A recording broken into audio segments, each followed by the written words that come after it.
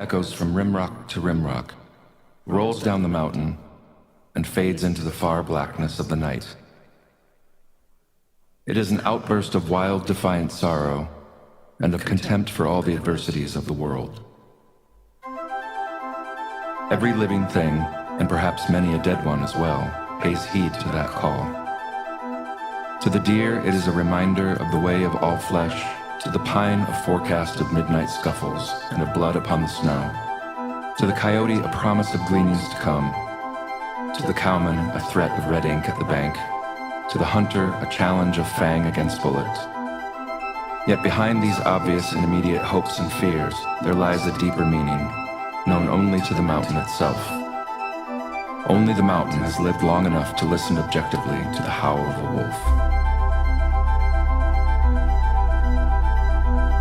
Those unable to decipher the hidden meaning know nevertheless that it is there, for it is felt in all wolf country, and distinguishes that country from all other land.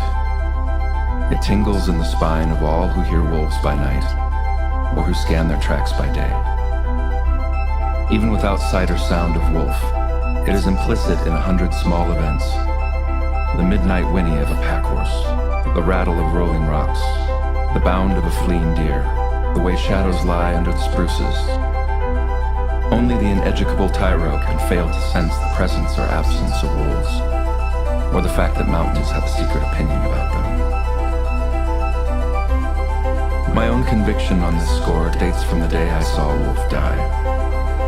We were eating lunch on a high rimrock, at the foot of which a turbulent river elbowed its way. We saw what we thought was a doe fording a torrent, her breast awash in white water. When she climbed the bank toward us and shook out her tail, we realized our error. It was a wolf. A half dozen others, evidently grown pups, sprang from the willows and all joined in a welcoming melee of wagging tails and playful maulings. What was literally a pile of wolves writhed and tumbled in the center of an open flat at the foot of our rimrock. In those days, we had never heard of passing up a chance to kill a wolf. In a second, we were pumping lead into the pack, but with more excitement than accuracy. How to aim a steep downhill shot is always confusing. When our rifles were empty, the old wolf was down, and a pup was dragging a leg into impassable slide rocks. We reached the old wolf in time to watch a fierce green fire dying in her eyes. I realized then, and have known ever since, that there was something new to me in those eyes. Something known only to her and to the mountain. I was young then, and full of trigger itch. I thought that because fewer wolves meant more deer, that no wolves would mean hunter's paradise. But after seeing the green fire die, I sensed that neither the wolf nor the mountain agreed with such a view. Since then I have lived to see state after state extirpate its wolves. I have watched the face of many a newly wolfless mountain, and seen the south-facing slopes wrinkle with a maze of new deer trails. I have seen every edible bush and seedling browsed, first to anemic desuetude, and then to death. I have seen every edible tree defoliated to the height of a saddle horn. Such a mountain looks as if someone had given God a new pruning shears and forbidden him all other exercise. In the end, the starved bones of the hoped-for deer herd, dead of its own too much, bleach with the bones of the dead sage, or molder under the highline junipers.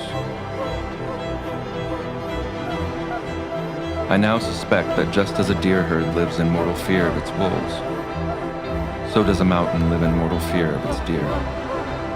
And perhaps with better cause.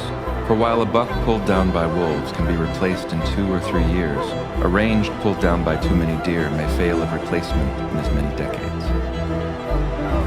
So also with cows. The cowman who cleans his range of wolves does not realize that he is taking over the wolf's job of trimming the herd to fit the range. He has not learned to think like a mountain. Hence we have dust bowls and rivers washing the future into the sea. We all strive for safety, prosperity, comfort, long life, and dullness. The deer strives with his supple legs, the cowman with trap and poison, the statesman with pen, the most of us with machines, votes, and dollars, but it all comes to the same thing. peace in our time.